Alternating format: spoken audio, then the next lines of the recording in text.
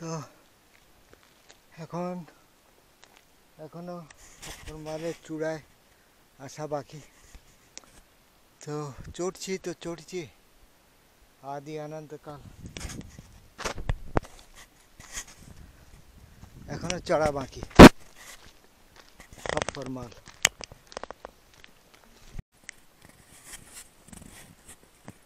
এখনো আমি পাহাড় চূড়াতেই আছি, কখনো চড়াই কখনো উতরাই। পিছনে চড়াই চড়তে চড়তে অনেক উঁচুতে উঠে এসছি। তো নিচে দেখা যাচ্ছে ছোট্ট একটি পাহাড়ি গ্রাম, 10-12টি কুঁড়ে ঘর। তো উঁচু নিচু, তাদের স্থানগুলো উঁচু নিচু, আর ছোট ছোট টুকরো জমি তারা পরিষ্কার করে নিয়েছে। এখানে জঙ্গলের মধ্যেই তারা থাকে, চারিদিকে জঙ্গল, জল, অনেক ছোট ছোট কুয়ো আছে, বা অনেক সময় দূর থেকে বয়ে বয়ে তারা আনে। আর এখানে দেখছি বেশ কিছু গাধা আছে, গাধা পালন করে। গাধা দিয়ে তারা তাদের সরঞ্জাম এক জায়গা থেকে আরেক জায়গায় নিয়ে যায়। তো জায়গাটা দেখতে তো ফটোগ্রাফারের চোখে অতি সুন্দর, অতি মনোরম, কিন্তু স্থানীয়দের চোখে বা যদি মানবিকতার বিচারে দেখেন, তাহলে এই জায়গাটি ভয়ঙ্কর, রুক্ষ, কঠিন বাস্তব। তো এই হলো আমার প্রত্যক্ষ অনুভূতি। এখানে জীবন ধারণ প্রচণ্ড কঠিন, সংগ্রামী। পায়ে হেঁটে প্রতিনিয়ত যাতায়াত, এখান দিয়ে এই উঁচু নিচু ভূমি পেরিয়ে জল সংগ্রহ, খাদ্যদ্রব্য সংগ্রহ। সারা বছরের বাজরা একবারই হবে, সেটুকুই সারা বছর ধরে সংরক্ষণ করা, তাই বিক্রি করে চিনি, তেল, তার অন্যান্য সরঞ্জাম কেনা, কোনো সরকারি সাহায্য ছাড়াই। অনেক দয়ালু পরিক্রমাকারী তারা সাহায্য করে। এই দেখুন একটি সুন্দর দৃশ্য, আমাদের ফিঙে পাখি, ফিঙে মহারাজ ছাগলের পিঠে চড়ে আনন্দ নিচ্ছে। আহা, কি দৃশ্য! আর এই বাচ্চাদের দৃষ্টি এড়িয়ে চলা মুশকিল, দূর থেকে দেখলেই নর্মদে হর বলে দৌড়তে থাকবে। তো উঁচু নিচু পাহাড় ডিঙিয়ে ছুটে আসবে রাস্তার উপর। সামান্য এক টুকরো লজেন্সের জন্য কত পরিশ্রম। ওরা আমাকে দেখতে পায়নি এখনো, দেখতে পেলে চেঁচাতে শুরু করে। নর্মদে হর। তো পিছনে একটি রেবা আশ্রম ছিল, সেখানে থাকলাম না, এমনি পেরিয়ে আসলাম। তারপরে পিছন থেকে ভেসে আসছে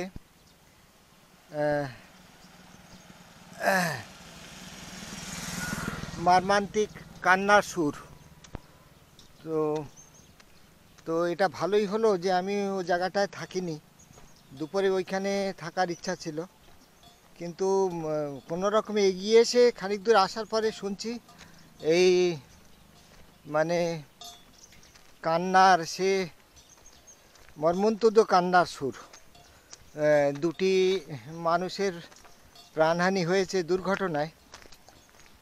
তো এক পথচারী বাইকওয়ালাকে ডেকে তার থেকে জানলাম। তো আশ্রয় মিলল না, এখন এগিয়ে চলেছি খপ্পর মালের দিকে। এখানে অনেকটা পথ খাড়া চড়াই আছে, খাড়া চড়াই পার করে এগিয়ে যাব সামনে।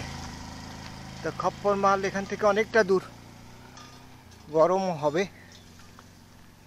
10 কিলোমিটার রাস্তা হবে। তো এখন ধীরে ধীরে চড়াই পথে উঠছি।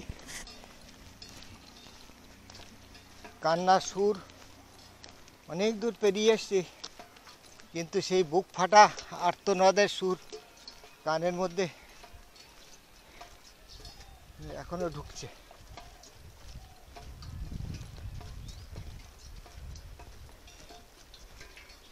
বিয়োগ ব্যথা যার হয়, সেই জানে তার মর্ম। নর্মদে হর।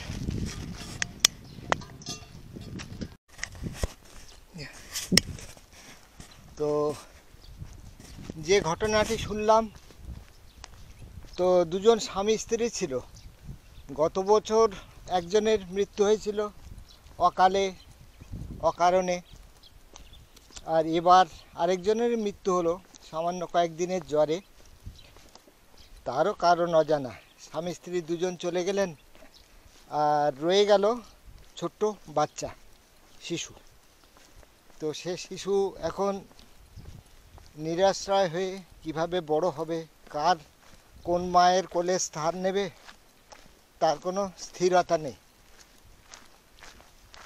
তো মনটা খুব ভারাক্রান্ত করে দিল সংবাদটি শুনে। তো তবুও সেই পিছনের সেই কান্নার, মর্মন্তুদ কান্নার ধ্বনি পেরিয়ে অতিক্রম করে সামনে এগিয়ে চলছি খপ্পর মালের দিকে। এখন পিছনে একটা উঁচু চড়াই চড়ে এসেছি, এখন কেবল নিচের দিকে নামা। তো খপ্পর মাল এখান থেকে আর মাত্র 5 কিলোমিটার, কিন্তু এই 5 কিলোমিটার পাহাড়ি পথ ঠিক কতটা দূরত্ব, কতটা সময় লাগবে সেটা অনুমান করা কঠিন। তবে যেহেতু নিচের দিকে নামছি, তো মনে হয় না বেশি দেরি লাগবে, 1-1.5 ঘন্টার মধ্যে পৌঁছে যেতে পারি। তো খপ্পর মারে দুপুরে থাকবো, আর ওখান থেকে সব জেনে নেব। খপ্পর মালের পরে পড়বে একটি লম্বা জঙ্গল। তো সেই জঙ্গলটি কতখানি লম্বা জানা নেই, কাছাকাছি গিয়েই জানতে পারবো। তো আগে থেকে কোনো কিছুই জানার চেষ্টা করছি না, চলার পথে ধীরে ধীরে ধীরে ধীরে একটু এগোচ্ছি, আর স্থানীয় মানুষজন, তাদের কাছে জিজ্ঞাসা করে নিচ্ছি পরবর্তী গন্তব্যটা কেমন, কিভাবে যাওয়া যায়। নর্মদে।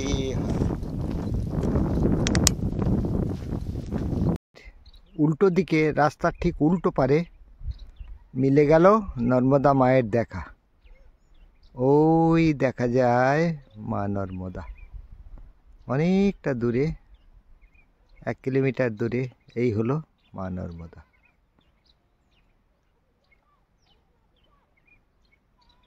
যাক, আজকের দিনেও মায়ের দর্শন পেলাম। এই রাস্তাতে এলাম বলেই দর্শন হলো। শহরের মধ্যে দিয়ে পাকা নিরাপদ রাস্তা দিয়ে গেলে একদিনের রাস্তা কম হতো, কিন্তু মায়ের দর্শন পেতাম না। তো এটাই আমার পাওনা।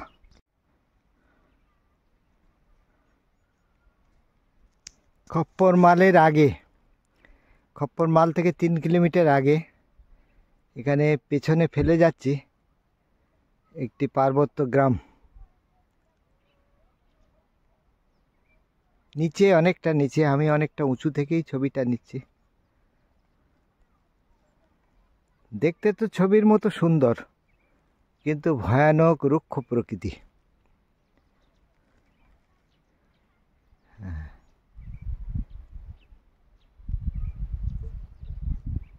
চারিদিক নিস্তব্ধ। কখনো সখনো দূর থেকে দু একটা পাখির হালকা ডাক আসছে। উপরে এখন শীতকাল, কিন্তু উপরে রোদ্দুরের তেজ ভয়ানক, সে যে কত মারাত্মক।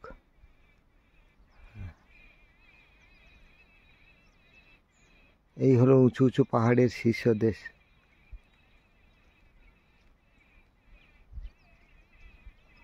আর এই হলো ছোট্ট গ্রাম।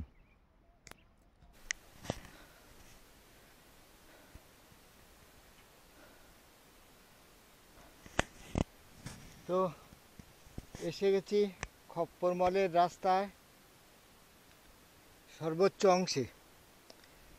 তো যে রাস্তা, এইটাই সর্বোচ্চ উচ্চতায়, এবং পাহাড়টিও সব থেকে উঁচু। তো এই পথের এই অংশের শেষ ধাপটুকু এইরকম।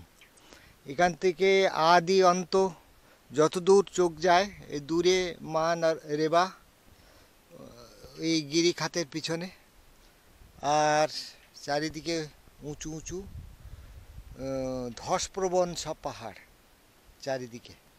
এই দেখুন তার চারিপাশটা কেমন। এক সাধু বাবাও এগিয়ে আসছেন, তিনি খুব দ্রুত হাঁটেন দেখলাম। উনি অনায়াসে আমাকে ধরে ফেললেন অনেক নিচ থেকে।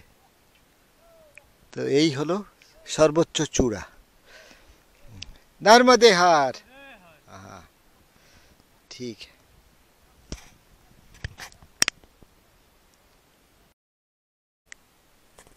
তো এখনো খপ্পর মালের পাহাড়ের শীর্ষদেশটা পেরোতে পারিনি। এখনো সেই পাহাড়ের উপরে এখনো চড়ছি। তো এই হলো পাহাড়ের দৃশ্য, শিবক্ষেত্র, উপরে অনেক পাথর ঝুলছে, প্রচণ্ড বিপজ্জনক, ধস নামলে আর কথা নেই। তো এগিয়ে চলছি ভগবান শিব শঙ্করের নাম নিয়ে। আর এই দূরে ওই মা নর্মদা বয়ে চলেছে। তীর দিয়েও হয়তো যাওয়া যায়, কিন্তু কেউ যায় না। ওসব জায়গা বন্য জীবজন্তুদের স্থান, মানুষের নয়। আগে হয়তো একটা সময় ছিল যখন এই ভয়ঙ্কর এই তীর দিয়েই সব তীর্থযাত্রীরা যেত। তো তাতে তাদের পথের দূরত্বটা অনেক কমে যেত। কিন্তু দেখুন, আমাকে যেতে হচ্ছে ওই যে সোজা রাস্তা তা না, এই পাহাড়ের চূড়ায় উঠতে হলো এই আঁকা বাঁকা পথ ধরে। এই গরু চড়ছে দেখা যাচ্ছে দূরে, ওই ঘর, এসব পেরিয়ে আস্তে আস্তে এখানেই 3 ঘন্টা কেটে গেল। তো এই হচ্ছে মায়ের রাস্তা। আমরা সহজ রাস্তা খুঁজতে চেষ্টা করি, কিন্তু মায়ের গতিধারাকে অনুসরণ করার মতো স্থান এটা নয়। ধীরে ধীরে পাহাড়ের চূড়ায় চড়ছি। এই মনে হচ্ছে পাহাড়ের চূড়ায় এসে গেলাম, এবার নামতে হবে, কিন্তু মোটেই তা না। চড়তে একদম শীর্ষ দেশে পৌঁছে গেছে, তাও আরও উঁচু। এই পাহাড় যে কত উঁচু, এখান থেকে যে মা নর্মদা কত নিচে অনুমান করা কঠিন হয়ে যাচ্ছে। এক একটা ধাপ চড়ছি প্রায় 150-200 ফুট, তারও বেশি কখনো।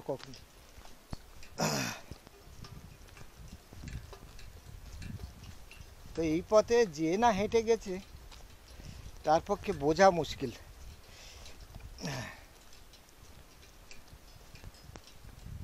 এরকম ধাপে ধাপে এগিয়ে চলেছে। কেদারনাথের চড়াই তো এর কাছে কিছুই না।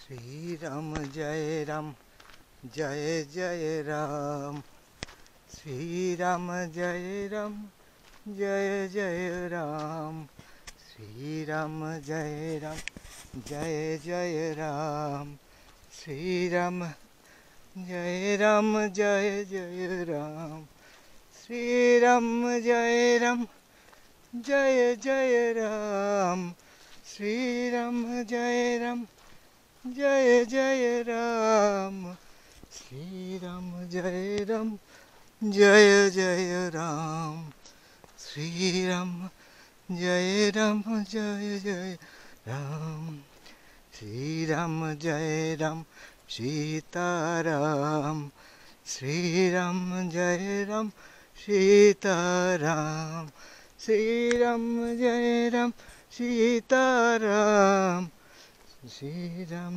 জয় রাম জয় জয় রাম, শ্রীরাম জয় রাম জয় জয় রাম, শ্রীরাম জয় রাম জয় জয় রাম, শ্রীরাম জয় রাম জয় জয় রাম, শ্রীরাম জয় রাম জয় জয় রাম, শ্রীরাম জয় রাম জয় জয় রাম, শ্রীরাম জয় রাম জয় জয় রাম, শ্রীরাম জয় রাম জয় জয় রাম, শ্রীরাম জয় রাম জয় জয় রাম, শ্রীরাম জয় রাম জয় জয় রাম, শ্রীরাম জয় রাম জয় জয় রাম, শ্রীরাম জয় রাম জয় জয় রাম, শ্রীরাম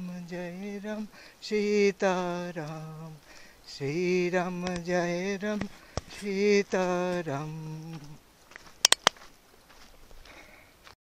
তো আজ 22 তারিখ বিকেলে, সকালে তো দেখিয়েছি খপ্পরমাল পর্বত শীর্ষে চড়ার দৃশ্য।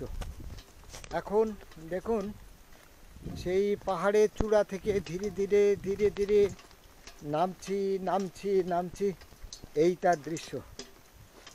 তো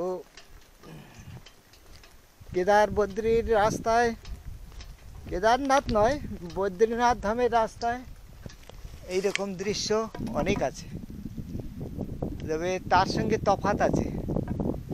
এই সুলপানির ঝাড়ির এই পাথর, এই ভূমি অত্যন্ত শক্ত। বছরে হয়তো কখনো কখনো বর্ষায় কিছুটা অংশ ভেঙে পড়ে, এই যেমন পড়েছে। এত খাড়া হলেও এর পাশ দিয়ে নির্ভয়ে যাতায়াত করা যায় দেব সুলপানির নাম নিয়ে। তো এ পাথর টুকরো এক একটা অত্যন্ত ভারী, অত্যন্ত ভারী আর প্রচণ্ড ধারালো। এ অন্য জায়গার মতো না যে গড়িয়ে ক্ষয় হয়ে যাবে, এর কোনো ক্ষয় নেই। এগুলো একদম লোহার মতো শক্ত। আর এই রকম খাড়া পথ, এই যে টুকরোগুলো পড়েছে, রাস্তা তৈরির সময় হয়তো এগুলো ভাঙা হয়েছিল কিছু অংশ, তাই। তো এই পথ ধরেই ধীরে ধীরে এখন নামছি তো নামছি। ওঠার সময় যেমন 5 কিলোমিটার ধরে শুধু একের পর এক ধাপ ভেঙে ভেঙে ভেঙে ভেঙে কঠিন চড়াই, রাস্তা সমান কিন্তু উঠতে তো দম লাগবেই। এক একটা ভাব অন্তত 20-30টা বাঁক পার করে উঠতে হয়েছিল এই পাহাড়ের অন্য তীর দিয়ে, উত্তর তীর দিয়ে। এখন দক্ষিণ তীর দিয়ে আস্তে আস্তে আস্তে আস্তে ঢালু নামছি। শুধু উপরটা একটুখানি দেখাই, এই যেন মনে হয় মাথার উপর ঝুলে আছে। আর এই বড় বড় বোল্ডার, শক্ত ল্যাটেরাইট পাথর, আগেনেও পাথর সব। তো এই অসম্ভব রুক্ষ ভূমি। উপরে যতক্ষণ ছিলাম বহু দূর থেকে মিষ্টি ঠান্ডা বাতাস প্রাণমন ভরিয়ে দিচ্ছিল। যত নিচে নামছি হাওয়ার গতি একদম স্তব্ধ হয়ে গেছে। শরীরে আবার ঘাম তো ঝরতে ঝরতে সে ঘাম শুকিয়ে এসেছে। একটু একটু করে গলা ভিজাচ্ছি আর মাঝে মধ্যে আপন মনে গান গাচ্ছি, ভগবানের ইষ্ট দেবতার বীজ মন্ত্র স্মরণ করছি। এই করতে করতেই নিজের সঙ্গে যুদ্ধ করতে করতে করতে করতে একাকিত্ব এড়িয়ে দেবতার পায়ে মন রেখে এগিয়ে যাচ্ছে। ওই উপরে চূড়া দেখা যায়, আর তার নিচ দিয়ে চলেছি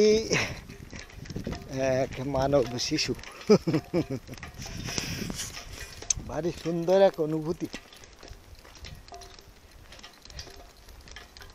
কালের বিচারে, আমার পরিজনের বিচারে আমার বয়স 60 বছর 5 মাস, কিন্তু কালের বিচারে তো যে কতটুকু ক্ষুদ্র তো অনুমান করা, হিসেব কষা কঠিন। কালের বিচারে বোধহয় আমি অস্তিত্বহীন।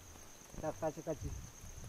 তার আগে সূর্যদেব ডুবে যাওয়ার আগে আগে কোনো আশ্রয় খুঁজে নিতে হবে।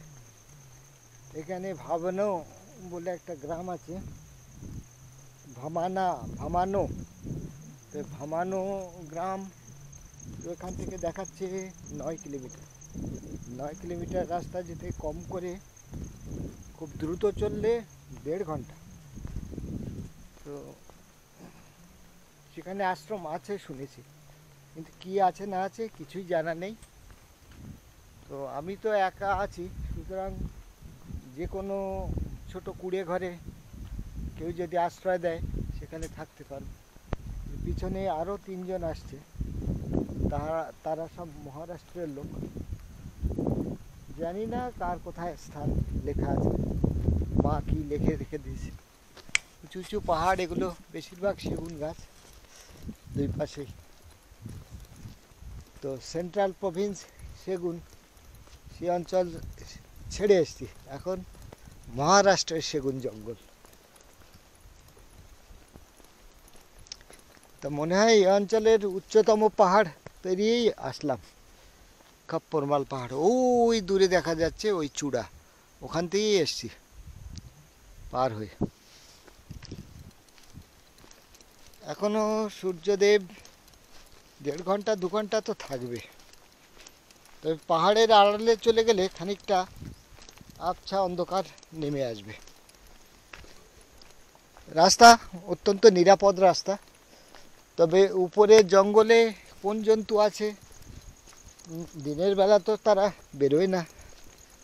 ভয়ঙ্কর সব জন্তুও আছে এই জঙ্গলে। তো রাস্তা, যানবাহন এগুলো ওরা এড়িয়ে চলে। উপরে ওদের যথেষ্ট খাবারও মেলে। বেশিরভাগ আছে নর্মদা মায়ের কিনারে, ওখানটায় এই স্থানে কেউ যায় না, এখান থেকে খানিকটা দূরও বটে। তো ধীরে ধীরে কেন বেশ দ্রুতই নামছি আর নামছি। গত 2 দিন ধরে চড়েছি, আর আজকের একদিন আধবেলা ধরে নামছি।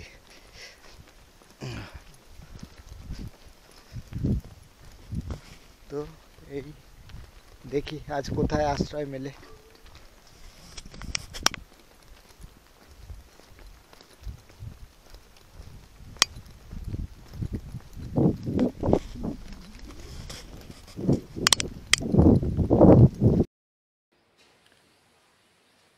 খপ্পরমালের পাহাড় যেমন উঁচু সেমনি সুদীর্ঘ, কোনো কোনো জায়গায় ভয়ঙ্কর ধসপ্রবণ। তো দুপুরবেলা 2:30 নাগাদ এই পাহাড়টি আমি পার করতে সক্ষম হয়েছিলাম। তখন ক্লান্ত বিধ্বস্ত অবস্থা। উপরে রেবাশ্রম ছিল, একটি সেবাশ্রম। তো সেখানে গেলাম অবেলায়। তা সেখানে সাধু বাবা, তার আগে এক পরিক্রমাকারীর সঙ্গে একটু মনোমালিন্য তার হয়েছিল ওই ভোজন প্রসাদই নেওয়া নিয়ে। হ্যাঁ, অবেলায় এসছি তো তাদেরও কিছু করার নেই, অত দুর্গম জায়গায় ফের দুবারা এই বেশ কিছু লোক যদি হঠাৎ করে এসে যায়। যাই হোক, আমার সেদিন ভাগ্যে 3টে রুটি জুটে গেছিল আর ডাল, তাতেই সন্তুষ্ট। যা জোটে, ভালো খাবারের আশায় তো এই পথে নামিনি। যাই হোক, তারপরে ওখানে সামান্য একটু বিশ্রাম নিয়ে আবার হাঁটতে শুরু করলাম। এবার খালি উতরাই। তারপরে ধীরে ধীরে বিকেল হলো, রোদ্দুরের তাপটাও একটু কমলো। তারপরে পাহাড়ি পাটে নামতে সাথী আরও 3জন ছিল, 3-4 জন। তারা আমার থেকে দূরত্ব তৈরি করার জন্য তারা পিছিয়ে গেল।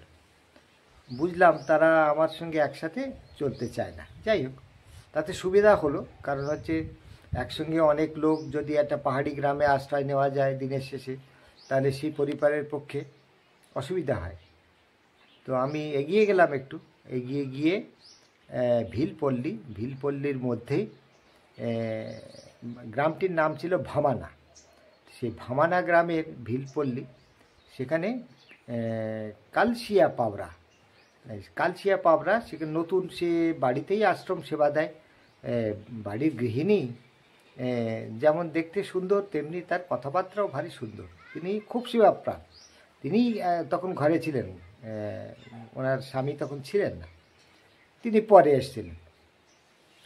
তো তার বাড়িতেই উঠলাম যত্ন করে, বাইরে বারান্দাতেই থাকলাম, বারবার করে তারা ভিতরে থাকতে বললেন। আমি বললাম না, বাইরে থাকি, ঠান্ডায় ভালো লাগবে। তো সেখানে কিন্তু একটা মুশকিল ছিল, সেই গ্রামের থেকে জল নেওয়ার জন্য অনেক নিচে পাহাড়ের খাড়া ঢাল বেয়ে একটা ঝর্ণা আছে। ঝর্ণা মানে সাধারণ যেমন উপর থেকে ঝর্ণা নামে তা নয়, পাহাড়ের জল এক জায়গায় একটা নালার মধ্যে দিয়ে একটা অংশে মাটির নিচ থেকে উপরে উঠছে। তো সেই জলটিই তারা পান করে, সেই জায়গাটা তারা একটু ঘিরে রেখেছে। তো আমিও যথারীতি ওই হাত মুখ ধোয়ার জল, স্নানের জল ইত্যাদি সব সমস্যার জন্য আমি ওই দুর্গম পথে খুব কষ্ট করে নামলাম সেই জঙ্গলের মধ্যে। ভোরেও মানে অন্ধকারের মধ্যে সেই জায়গায় নেমেই আবার স্নান ইত্যাদি করে তারপরে কমণ্ডলু ভরে জল নিয়ে এসেছিলাম। সে এক দারুণ স্মৃতি। তবে এই সমস্ত জায়গার সব জায়গার তো ছবি তুলে রাখা সম্ভব হয় না, কারণ হচ্ছে ওই অন্ধকারের মধ্যে এক ক্যামেরা, তারপরে নিজের দণ্ড কমণ্ডলু, তারপরে ইত্যাদি সামলানো, চার হাত পায়ে পাহাড় চড়া খুব মুশকিল। যাই হোক, তো সেই পাহাড়ি ঝর্ণার জল ছিল কিন্তু চমৎকার। তা ওই জায়গাটার জলের ভীষণ সংকট, স্থানীয় মানুষদের অনেক দূর থেকে পরিক্রমাকারীরা থাকলেও তাদের জন্য তারা সেই জল ওখান থেকে টেনে টেনে নিয়ে আসে, সেই ঝর্ণা থেকে। তো যাই হোক, এইসব মানুষদের সেবা সাহায্য পেয়ে খপ্পর মালের অংশটি আমি সুন্দরভাবে পার করতে পেরেছিলাম। নর্মদা মা সকলের মঙ্গল কামনা করি, নর্মদা মায়ের চরণে সকলের মঙ্গল প্রার্থনা করি। নর্মদে হর।